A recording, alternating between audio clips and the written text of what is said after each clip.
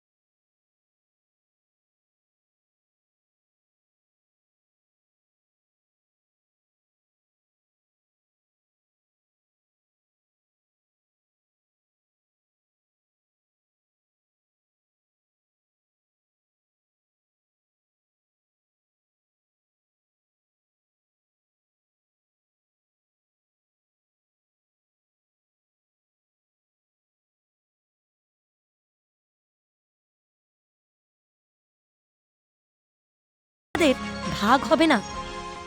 এটা কাঠের জালে হচ্ছে, আবার অরিজিনাল চালের গুঁড়োতে হচ্ছে, এটাই সবচেয়ে ভালো। হ্যাঁ, অনেক যত্ন নিয়ে সজাগভাবে তৈরি করতে হয় পিঠে।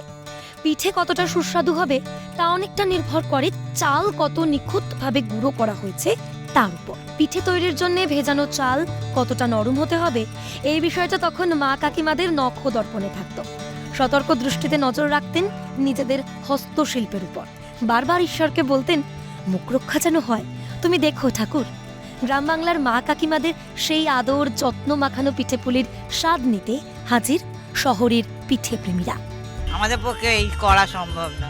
কিন্তু কোন স্বাদটা বেশি ভালো, রেডিমেড করা নাকি এই যে গ্রাম্য এলাকা থেকে এই সমস্ত শিল্পীরা এসেছেন তারা নিজেদের হাতে পিঠে বানাচ্ছেন?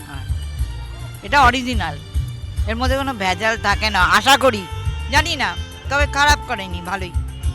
অবভিয়াসলি তাদের বিকজ ওটা অথেন্টিক হয় একদম, ওই টেস্টটা নর্মালি পাওয়া যায় না। তো এই মেলাগুলোর থ্রু দিয়ে অ্যাটলিস্ট আমরা ওই অ্যাকিউরেট ওই র টেস্টটা পেতে পারি, তাই জন্যই মেলাগুলো ভিজিট করা। তো আর এরাও একটা সুযোগ পেয়ে যায়, আমরাও খাওয়ার সুযোগ পেয়ে যাই। যদিও এখনো পৌষ মাস এলেই বাঙালির হেসেলে পিঠে উৎসব হয়, কিন্তু সব ধরনের পিঠে বানানোর অবকাশ কোথায়? তাই এখানেই মন ভরে রকমারি স্বাদের পিঠের স্বাদ নিচ্ছেন ভোজন প্রিয় বাঙালি। এই যে চিতই পিঠে, সিদ্ধ পিঠে, পাটিসাপটা, পায়েস, এগুলো এই করে, কিন্তু এই যে পিঠেটা এগুলো বাড়িতে হয় না, মানে এই পুলি পিঠে এগুলো কিন্তু আমাদের বাড়িতেই হয়, ঠিক আছে? আর এই যে টাইপের জিনিস এগুলো হয় না। বিশ্বায়নের প্রভাব বাঙালির রান্নাঘর অব্দি ঢুকে গেলেও যে স্বাদ বাঙালি আজন্ম পেয়ে এসেছে তাকে আটকানোর ক্ষমতা বোধ হয় কারণ নেই। আর সেই কারণেই এই ব্যস্ততার যুগে, আধুনিকীকরণের যুগে কেক পেস্ট্রি ছেড়ে বাঙালি আজও মজে পিঠে পুলির মজার স্বাদে। কাঠের গনগনে আগুনে ঢেকি ছাঁটা মিহি চালের গুঁড়োয় সেই স্বাদ যেন একেবারে ঘরের মতোই, মায়ের হাতের মতোই। না, আমি পিঠে তৈরি করতে পারি না, মা বানায়, আমি খাই, বাট মানে পিঠেটা অসম্ভব সুন্দর। আমি এরকম কাঠ কয়লার পিঠে এরকম কোনো সময় খাইনি, ফার্স্ট টাইম খেয়েছি। কত রকমের পিঠে খেয়েছেন আপনি? পাটিসাপটা খেয়েছি, দুধ পুলি খেয়েছে, ওই সাজের পিঠে খেয়েছি, বাট এখানে আরেকটা পিঠে হয় তেল পুলি, যেটা আমি কোনোদিন খাইনি। তেলের পিঠে খুব সুন্দর খেতে, এনারা পিঠে বানাচ্ছে ভীষণ সুন্দর, ভীষণ টেস্টি, একদম ঘরের মতো। এখন তো আর্টিফিশিয়াল অনেক মিষ্টির দোকানে পিঠে তৈরি মানে পাওয়া যায়, কিন্তু হাতে তৈরি করা পিঠে মানে কোনটা বেশি স্বাদ? হাতে তৈরি করা পিঠে পুরো মায়ের স্বাদের মতো, মায়ের যেমন ঘরের পিঠে বানায় ঠিক ওরকম স্বাদ। দারুণ দারুণ খেতে, খুব ভালো লাগবে, আপনারা সবাই টেস্ট করে দেখুন, খুব ভালো পিঠে।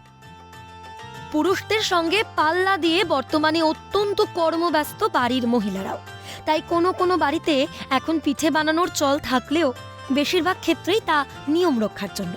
পাশাপাশি এর সঙ্গে যোগ হয়েছে ডায়াবেটিস আর ডায়েট কন্ট্রোলের কারণে এসব খাবারের মায়া ত্যাগ। তখনকার সেই যৌথ পরিবারও এখন আর নেই। সব মিলিয়ে শহর থেকে গ্রাম অনেকটা ম্লান হয়ে গেছে পৌষ পার্বণের একান্নবর্তী পিঠে পুলির উৎসবের আবহ। বেশিরভাগই এখন স্মৃতি। কিন্তু সত্যি করে বলুন তো, শীতের মরশুমে অফিস ফিরতি পথে নলেন গুড়ের সুঘ্রাণ নাকে এলে মন কি বলে ওঠে না? নলেন গুড়ের সৌরভে আজ মশগুল যে ভিটে, পিঠে পিঠে পিঠে। ক্ষীর নারিকেল লাগবে আরো, নিয়ে যা হাত চিঠে, পিঠে পিঠে পিঠে। কম খেলে আজ হবে রে ভাই মেজাজটা খিটখিটে, পিঠে পিঠে পিঠে। শীতকাল মানেই আমরা জানি পিঠে পুলির কতটা চল রয়েছে, কিন্তু এখানে পিঠে পুলি কত রকম পিঠে রয়েছে।